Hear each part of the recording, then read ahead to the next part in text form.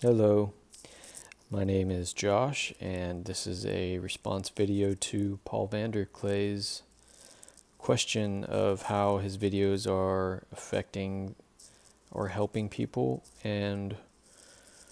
what they could be better at in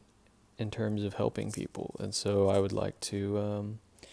just make this video of superior production quality, obviously, to respond to that. Jordan Peterson has also affected how I read the Bible, and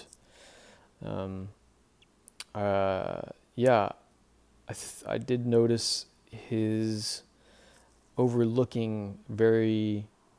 large swaths of the text in his reading of Genesis, and I find that to be because he is mostly trying to drive home the reading of the text as chaos and addressing that large character in the text that we so often overlook, and he doesn't get to a lot of the things in the text that we often think of when we read Genesis. Like, for example, Noah and Noah's Ark. His treatment of that text was just about mostly chaos, the chaos of the flood, and not the life of Noah. So I find that interesting, but it's an alien form of treatment for me, like it is for most Christians or most people who are religiously trained. So I find it fascinating that there are people like you, Paul, who are coming from this world of Christendom or religious professionalism that are being affected by Jordan Peterson, and I'm in the same boat largely, in that I come from a religious trained background, and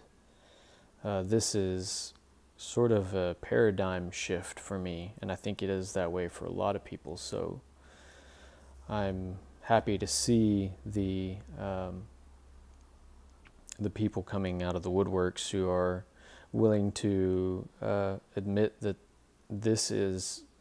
a new way to read the text, or not necessarily new, but Jordan Peterson has brought it to the surface and made it palatable, or made it accessible for people. So it's not accessible for everyone, because there are plenty of people who don't know how to handle him, and I run into those people often, which it's like running into a brick wall when you try to use these tools of interpretation that Jordan uses, like the Jungian archetypal treatment of the text. That freaks people out, because even the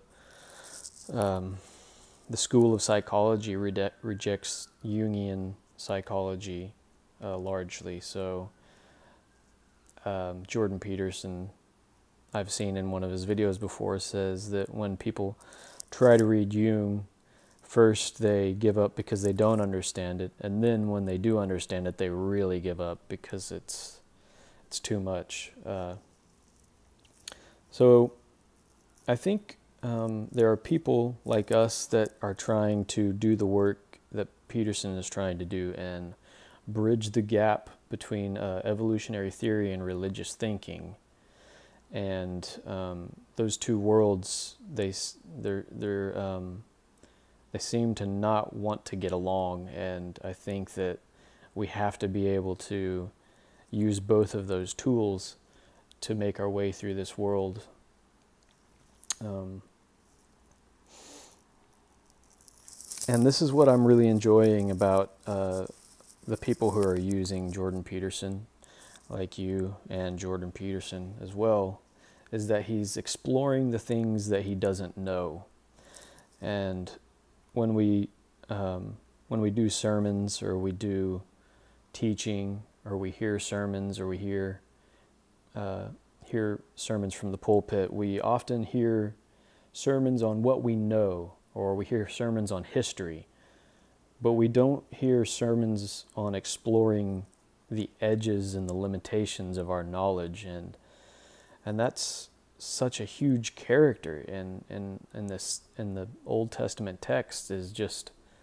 this realm of chaos that we have no knowledge of, or we have maybe intimations of, but we can't really get our grasp on it.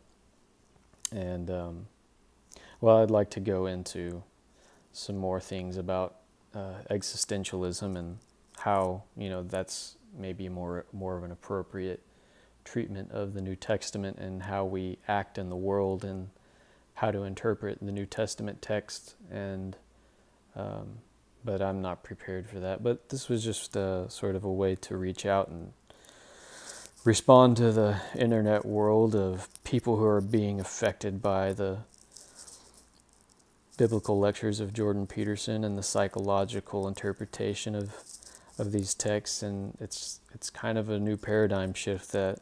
I see a lot of people getting into, and I want to be a part of it. And thanks for listening.